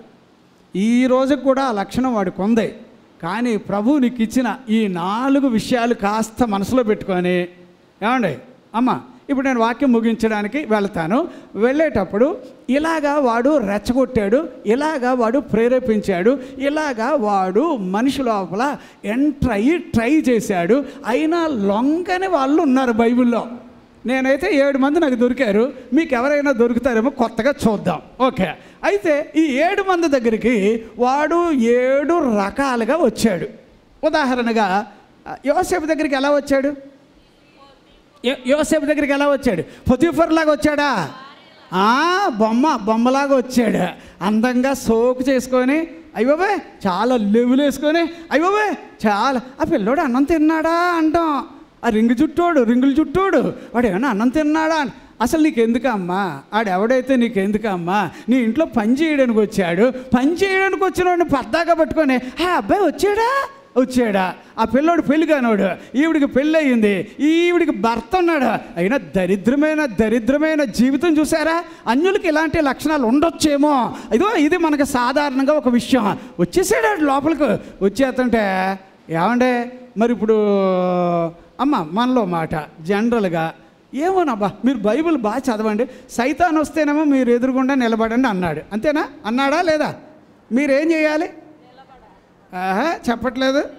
సైతాను తరుముతాకు వస్తుందనుకో, నువ్వు దానికి ఎదురుగా నిలబడి అన్నాడు. కానీ అలాగే ఒక ఆడావిడ తరమడానికి వచ్చిందనుకో, ఒక ఆడావిడ నిలబడింది అనుకో, ఒరే నువ్వే పారిపోరా అంటున్నాడు. ఏమంటున్నాడు? నువ్వే పారిపో.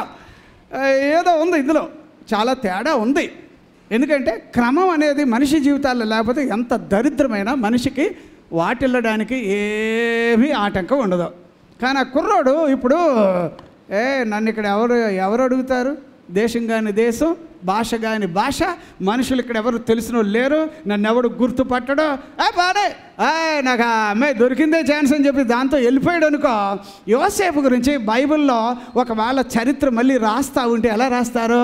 ఒకడు ఉండేవాడు, ఇశ్రాయేల్ దేశం నుంచి వచ్చాడు, వాడు ఇక్కడికి వచ్చాక చిచ్చి ఏంటో పిచ్చిమొఖం దాన్ని పట్టుకున్నాడు, అయినా కూడా ఏదో ఆ ఐగుప్తు దేశంలో ఒక రాజ్యంలో ఏదో మూల ఓడిపోయిన ఎమ్మెల్యేయో ఎంపీలాగో ఏదో పోస్ట్ ఇచ్చారు అనేవాళ్ళు.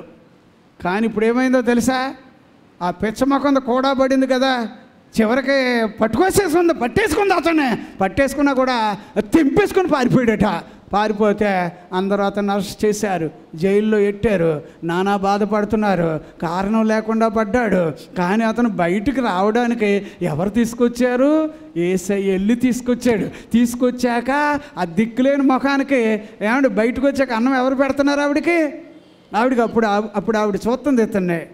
నేను వీడికి లైన్ వేసాను, నేను కన్ను కొట్టాను, నేను వీడికి ఎన్ని మాట్లాడాను, తిన్నావా బాబు అన్నాను, బంగారపు కంచాల్లో కూడెట్టుకొచ్చి తీసుకొచ్చి ఇచ్చేవాడిని, నాకు లొంగలేదు అని అప్పుడు అనుకున్నదే. కానీ ఇప్పుడు దేవుని మనుషులు అంటే ఇలా ఉంటారు అని తెలిసిందిరా.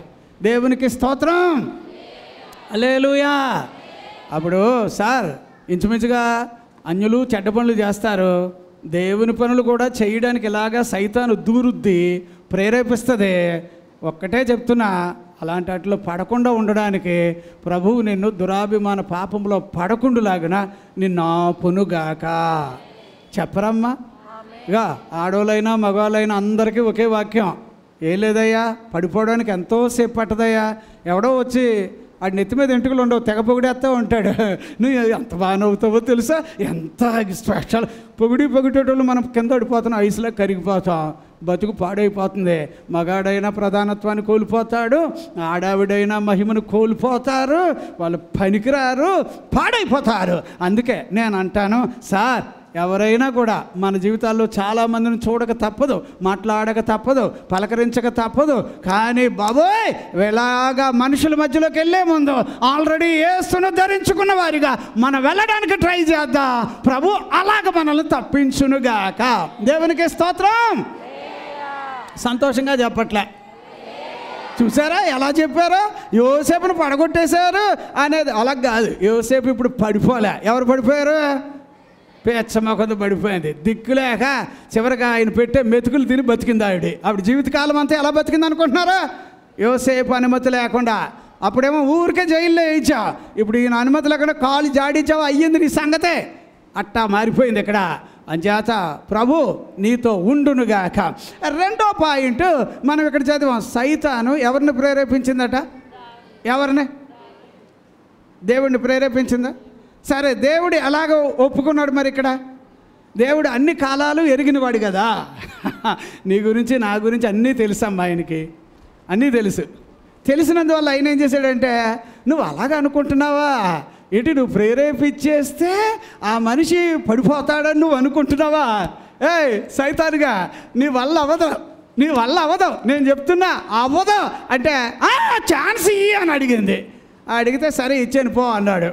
కానీ యోబు గారిని, అమ్మా మీరు యోబు గారి గురించి కొంచెం ఎప్పుడైనా ప్రశాంతంగా కూర్చొని ఒక చిత్తు పేపర్ ఒకటి పెట్టుకొని రాయండి అమ్మా, నేను కొన్ని పాయింట్లు ఇప్పుడు చెప్తా, ఇవి మాత్రం అని అనుకోకండి, ఇంకా ఉన్నాయి మరి, ఇవి మాత్రం కొన్ని చెప్తా రెఫరెన్స్.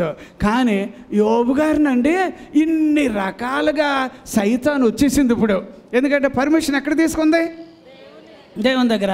కానీ దేవుడికి ఏం తెలుసు అంటే, రే సైతానుగా నువ్వు కాదు కదా, ఎవడు కూడా ఆ మనిషిని నా చేతుల్లో నుంచి బయటికి తీసుకెళ్ళలేరు, ఆ మనిషి నా మనిషి అని ఆయన అంటున్నాడు. అంటే సైతాన్ అంటుంది అలా కాదు, నేను ట్రై చేస్తా, చూసుకో, అతను నీ మనిషి కాకుండా చేస్తా, నిన్ను వదిలేసి వెళ్ళేదడి చేస్తా. అంటే ఎలా చేస్తావు అని అన్నాడు. అంటే ఒక్కొక్క విషయాలు 2-3 రిఫరెన్స్ చెప్తాను, ఇది మనం చూద్దాం. దీంట్లో మొట్టమొదట 2వ అధ్యాయం 7వ వచనం ఒక్కసారి చదివారు అనుకో. ఏది? యోబు గ్రంథం. కాబట్టి అపవాది యెహోవా సన్నిధి నుండి బయలు వెళ్ళి అరికాలు మొదలుకొని నడినెత్తి వరకు. ఏ కాలు వరకు అమ్మా? అరికాలు మొదలుకొని. అరికాలు అంటే దేన్ని అరికాలు అంటారు? మనం నడుస్తాం చూడండి ఇక్కడ, పాదం కింద. పాపం నిలబడదామంటే నిలబడలేడు, నిలబడలేడు. ఏం చేయాలబ్బా, అరికాలు మొదలుకొని నెత్తి ఇలాగ అనుకుందాం సరదాగా అంటే లేదు, ఇక్కడ కురుపు ఇక్కడ కురుపు, అన్ని కురుపులే బాలే. చూడండి ఒక మాట, కురుపులు. సరే, ఇంకొక వచనం చదువుదాం. అందులో 6వ అధ్యాయం అమ్మ 9వ వచనం ఒకసారి చదువమ్మ. 6వ అధ్యాయం 9వ వచనం. దేవుడు తన ఇష్టానుసారముగా నన్ను నలుపునుగాక. అమ్మమ్మ సారీ 34 6వ వచనం చదవండి ముందు. 34 6వ వచనం, అదే యోబు గ్రంథం. న్యాయవంతుడునై ఉండియు నేను అబద్ధికునిగా ఎంచబడుచున్నాను. నేను తిరుగుబాటు చేయకపోయినా నాకు మానజాలని గాయము కలిగినని. ఏ గాయాలమ్మా? మానజాలని చెప్పండి. కురుపులు ఫస్ట్ ఏమొచ్చినాయి? కురుపులు. రెండవది ఏంటంట? మానజాలని గాయము. గాయాలంటే ఏంటి? అప్పుడు గాయం ఉందనుకో దుర్వాసన వస్తుంది, గాయాలు ఉన్నాయనుకో రసి గారుతుంది, చీము గారుతుంది. గాయాలు ఎన్ని కట్లు కట్టినా ఈగలన్నీ మూగుతాయి. సరే, ఇంకో వచనం చదువుదామమ్మా. అది 9వ అధ్యాయం. ఇప్పుడు 17వ వచనం చదవండి. అవి ఎట్లా ఉన్నాయి అని అంటే, ఆయన ఆలకింపక పెనుగాలి చేత నన్ను నలగగొట్టుచున్నాడు, నిర్నిమిత్తముగా నా గాయములను విస్తరింప చేయుచున్నాడు. అంటే గాయాలేమో మానన గాయాలు అన్నాడు, మళ్ళీ ఇప్పుడు గాయాలు ఏంటట? విస్తరింప. బాబోయ్ ఏదో చేతి మీద ఏదో వచ్చింది అని అంటే తగ్గుద్దులే అంటే తగ్గట్లేదు. దీని గురించి వస్తుంటే ఇంకొకటి మోక చేయి దగ్గర ఇంకోటి వచ్చింది. ఇదేంట్రా అంటే ఈ గాయాలు మొత్తం పాకిపోతున్నాయంట, ఒళ్ళంతా గాయాలు పాకిపోతున్నాయి. నెత్తి నిండా కురుపులు, అరిపాదాలకు కురుపులు, అతనికి ఒళ్ళంతా కురుపులు. ఇంకో వచనం కూడా చూద్దాం. 7వ అధ్యాయం 6వ వచనం చదవమ్మా. 7వ అధ్యాయం. దినములు నేతగాని వాడే కంటేను వడిగా గతించుచున్నవి, నిరీక్షణ లేక అవి క్షయమైపోవుచున్నవి. ఇంకా చదవండి అమ్మా అదే వచనంలో. నా దేహము పురుగులతోను అమ్మా. పురుగులు అన్నాడా లేకపోతే ఏమన్నాడమ్మా? పురుగులు అన్నాడా? కురుపులు అన్నాడా? పురుగులు అన్నాడా? పురుగులు. అప్పుడు పురుగులు అంటే ఏంటమ్మా? ఎప్పుడు ఎవరికి వస్తాయి పురుగులు? ఎవరికి? నేను ఒకసారి కల్కటాలో పని మీద వెళ్ళాను సువార్త కోసం. ఆ స్టేషన్లో నేను చూశాను ఒక అతన్ని. ఆడికి ఎవరో పుణ్యాత్ములు ఇంత పెద్ద బేషన్ తీసుకొచ్చి అతనికి పెట్టారు. ఆడు కాలు అలా ఒక దాని మీద పెట్టుకున్నాడు. ఈ కాలంలో నుంచి పురుగులు చీమి పడుతూనే ఉంది గిన్నెలో. నేను టికెట్ కొనుక్కున్నాను ఫ్లైట్ ఎక్కడానికి. ఆ బయట చూశాను ఇతన్ని. నాకు ఇంకా అర్థం కాలే. ఫ్లైట్ వెళ్ళిపోద్దో ఉంటుందో తెలియట్లేదు, కానీ నాకు ఆయన చూడగానే మనసు యాదన వచ్చేసి నేను గబగబా అక్కడ మెడికల్ స్టోర్ ఉంటే వాళ్ళ దగ్గరికి వెళ్ళి ఏమేమి ముఖ్యంగా మందులు కావాలో అవి ఇవ్వండి అని నేను అన్నాను. ఆ కురుపులు, ఆ పురుగులు చచ్చిపోవడానికి ఏదైనా మందులు ఉన్నాయంటే నువ్వు అట్లాంటివి చేయకూడదు, కేసు పెడతారు నీ మీద అన్నారు. మరి ఎట్లాగా అని నేను అటు ఇటు అడుగులు వేస్తున్నాను. అప్పుడు ఓ మాట అడిగాను. ఆ మెడికల్ అతన్ని అడిగిన, నేను ఒక 10,000 ఇస్తాను, 10,000 నీ దగ్గర పెట్టి ఎవరైనా ఒక డాక్టర్ గారు ఎవరైనా తెలిసిన వాళ్ళు ఉంటే మందులు ఇస్తావా అన్నాను. మాకు అలాంటి చెయ్యమన్నారు. మళ్ళీ అక్కడే అలాగే తిరుగుతున్నా. దేవా ఫ్లైట్ వెళ్ళిపోతుంది, అది దానికి టైం ఉందలే కానీ వెళ్ళిపోతుంది. ఎలాగా? నేను ఎలా తిరుగుతుంటే ఒక ఇంగ్లీష్ వాళ్ళు వాళ్ళు నన్ను గమనిస్తున్నారు. ఇంగ్లీష్ వాళ్ళు అంటే ఏ దేశానికి చెందిన వాళ్ళు తెలియదు, కానీ వాళ్ళు తిరుగుతున్నారు. నన్ను గమనించి వాట్స్ హ్యాపెన్ అంటున్నారు. Naina you have to see this one అని ఇలా చూపించా. ఏం చేయమంటావు అని అడిగారు. నేను ఏం చేయకూడదని అన్నారు. నువ్వు ఇక్కడోడు కాదు, నువ్వు చేయకూడదు అన్నాను. అనగానే వాళ్ళు ఏం చేశారు తెలుసా? జస్ట్ అక్కడికి వచ్చి ఫోన్ అప్పుడు ఇలా రింగులు తిరుగుతాయి కదా, అట్టాటి దానికి రింగ్ చేసి ఎవరినో రప్పించగానే వాళ్ళు వచ్చేటప్పటికి నేను గబగబా వాళ్ళకు 10,000 చేతులు పెట్టేసి నా వాటికి నేను వెళ్ళిపోయాను.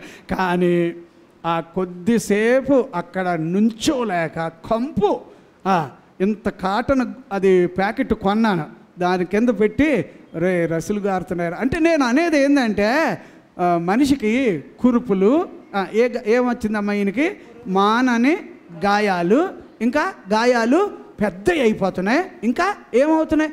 అయిపోతుంది టైం. తర్వాత ఇంకేటట కురుపులు. సార్ ఇన్ని వచ్చేటప్పటికి ఏ మనిషి అయినా దేవుడిని వదిలేస్తాడా వదిలేయడా? వదిలేస్తాడా వదిలే. ఇంకా కొన్ని పాయింట్స్ చెప్తాను నేను. దేవునికి మహిమ కలుగునుగాక. ఇందులో నుంచి మనం ఇంకొక మాట 6వ అధ్యాయం 3వ వచనం ఒకసారి చదువుతారా? 6వ అధ్యాయం. అలాగున చేసిన ఎడల నా విపత్తు సముద్రముల ఇసుక కన్నా బరువుగా ఉండును. అప్పుడు విపత్తు అంటే ఏంటమ్మా? విపత్తు అంటే ఏంటి? ప్రమాదంలో పెద్దది, అదేదో పొంచుంది, అట్లాంటి విపత్తులాగా ఒకటి ఉంది. తర్వాత ఇంకొకటి 6వ అధ్యాయం. ఏమండి మనం ఇందులో కూడా చూడాల్సిన విషయం ఉంది. 2వ వచనం చదువుతారమ్మా? దుఃఖము చక్కగా తోచబడి నా దుఃఖము అనే మాట రాశాడు. సరే 16వ అధ్యాయం 7వ వచనం చదవండి అమ్మా. ఇప్పుడు 16వ అధ్యాయం. ఇప్పుడు ఆయన నాకు ఆయాసము కలగచేసి ఉన్నాడు. ఆయాసం అంటే ఏంటమ్మా? ఆల్జబ్రా గుండు గాబరా లాగా. ఆయాసం ఎవరికైనా తట్టుకోగలుగుతావా? ఆయాసం అంటే ఎలాగా? ఊపిరి పీల్చుకోవడానికి కుదరదు. పీల్చుకుందాం అనేటప్పటికి నాకన్నా ముందు గుండు కొట్టేసుకుంటా ఉంటుంది, పీల్చుకోలేను. ఆయాసం. ఇంకా లిస్ట్ చాలా ఉంది. మీకు అంతాకి నేను బాగా చెప్పాలి అనుకుంటున్న ఒకే ఒక అధ్యాయంలో 19వ అధ్యాయానికి వెళ్ళాలి. మీరు 19 అదేనమ్మా 19వ అధ్యాయానికి వెళితే 13 నుంచి 20 వరకు చదివారనుకో, బాబోయ్ అన్నలు వదిలేశారట, రోజు పనిచేసే వాళ్ళు వదిలేశారట. ఇక ఆయన మాట అంటున్నాడు, నా వాసన నా భార్యకు నచ్చలేదు అంటే. ఇప్పుడు అర్థమైందా? మీకు అర్థమైందా? సార్ ఇన్ని జరిగిన తర్వాత కూడా యోబు ఎవరిని వదలలేదు? చెప్పండి. ఇన్ని అసలు మనం ఎప్పుడైనా ఇంకా ఇలా నయ్యో ఇంకా చాలా విషయాలు ఉన్నప్పటికీ ఇన్ని జరిగేటప్పటికీ బాబో నీకు నమస్కారం, నన్ను ఒకటి ఇలా వదిలేసే, నా బాటికి నేను ఇలా చచ్చిపోతాను అంట. కానీ యోబు ఏమన్నాడంటే, ప్రభువా ఇవన్నీ జరిగినాయి కానీ అందరూ దూరం అయిపోయినా నువ్వు దూరం అవ్వద్దేసయ్యా అన్నాడు. అంతేనమ్మా. నా విమోచకుడు, చెప్పండి అమ్మా, నా విమోచకుడు. ఎంత నెమ్మదిగా చెప్తారంటే 19వ అధ్యాయం 25వ వచనం ఏముందబ్బా? నా విమోచకుడు సజీవుడు, తర్వాత నేను నా కన్నులతో నేను నా మాంసము చీకిపోయిన I want to see him, నేను ఆయన చూడబోతున్నాను అన్నాడు. అర్థమైందా? దెబ్బతోటి సైతానుగడు ఏమై ఉండాలి? ఓరు నాయనో నేను ఏదో అనుకున్నాను కానీ ఈ మనిషి మామూలోడు కాదు. యోసేపు సైతాను చేతిలో పడలేదు. దేవునికి స్తోత్రం. యోబు సైతాను చేతిలో పడలేదు. దేవునికి స్తోత్రం. సార్ ఇన్ని కాదు కదా, ఎంత జరిగితేనే నాకే చెప్తాను. కొంచెం జ్వరం వచ్చిందనుకో, ప్రభువా నేను నీ సేవ చేస్తున్నాను, నాకు జ్వరం రావడం ఏంటని అడుగుతాను. ఆయన్ని అడుగుతాను, నాకు జ్వరం రావడం ఏంటో అంటాను. అలాగే ఏదో చిన్నపిల్లలాగా అడుగుతాను. ఆయన ఏమంటాడు, రే సాయంత్రం కల్లా క్లియర్ అయిపోద్దిలేరా అంటాడు. అంతే, అది అలాగే అయిపోద్ది. కానీ నేను తెలియక మనం చాలాసార్లు ఏమో చేస్తాం. కానీ యోబు గారు ఇలాగ దేవుణ్ణి వదలటం లేదని సైతాను యోబు గారి భార్యని పంపించింది కదా. 2వ అధ్యాయం 9లో చదువుతా. ఆవిడొచ్చేమంది, ఏమండి మీ వాతావరణం చూసాం, మీ పరిస్థితి చూసాం, మొన్న మధ్యలోనే చెప్పాను, ఏది చుక్కుడుపాది మీద బూడిదేసినట్టుగా ఒంటి మీద మట్టి కొట్టుకుంటూ పురుగులు, కంపు, అయ్యబాబో ఇంకా ఎక్కువైపోతున్నాయి, రసులు నెత్తి దగ్గర నుంచి అరిపాదాల వరకు గాయాలు, కురుపులు, పురుగులు, ఇట్లాంటి దరిద్రమైన ఈ బతుకు ఏంటంటే ఏమనుకోవద్దు కానీ కొంచెం దూరంగా కూర్చోండి. అక్కడ ఎక్కడో తీసుకెళ్ళి కూర్చోబెట్టారు. స్నేహితులు వదిలేశారట, బంధువులు వదిలేశారట, ఏమండి పనిచేసే వాళ్ళు వదిలేశారట. నిజంగా నన్ను అందరూ వదిలేశారండి. కానీ చివరిగా యోబు భార్య వచ్చి ఆ దేవుడిని వదిలేసి చచ్చిపోవచ్చు కదా అన్నదే. అందరూ వదిలేస్తారయ్యా, కానీ యోబు దేవుణ్ణి వదలకపోవడం చూసి సైతానే యోబుని వదిలేసి వెళ్ళిపోయిందట. దేవునికి స్తోత్రం. హల్లెలూయా, హల్లెలూయా. ఇలా ఒక్క చెయ్యి హల్లెలూయా అంటే ఇలాగ ఎత్తలేక హల్లెలూయా అంటున్నారు పెద్ద. అదేనా సంతోషంగా చెప్తారని నేను అనుకుంటున్నా.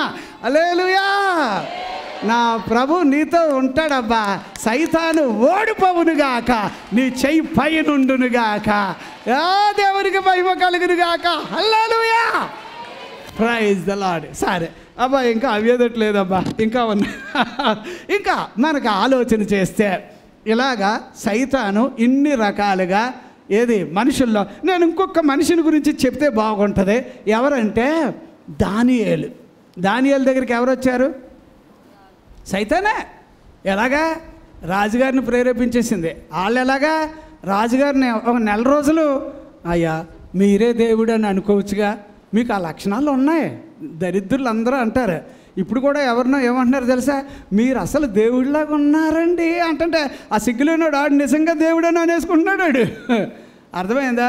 మేము బైబిల్ కాలేజీలో పాటలు పాడే సెక్షన్ ఉంటుంది. First year section, second year section. మా దాంట్లో లేక ఒకడు పాట పాడేవాడు.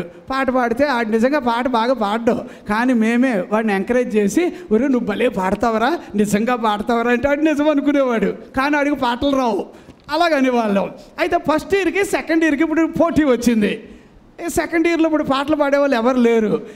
ఈడేం చేశాడంటే మాకు తెలియకుండా వీడి పేరు ఇచ్చేసాడు. ఇచ్చేస్తే ఇప్పుడు మాకు డౌట్ ఏంటంటే వీడు వెళ్ళగానే ఫస్ట్ ఇయర్ వాళ్ళు లెగ్గేస్తారు. ఇప్పుడు ఎలాగా?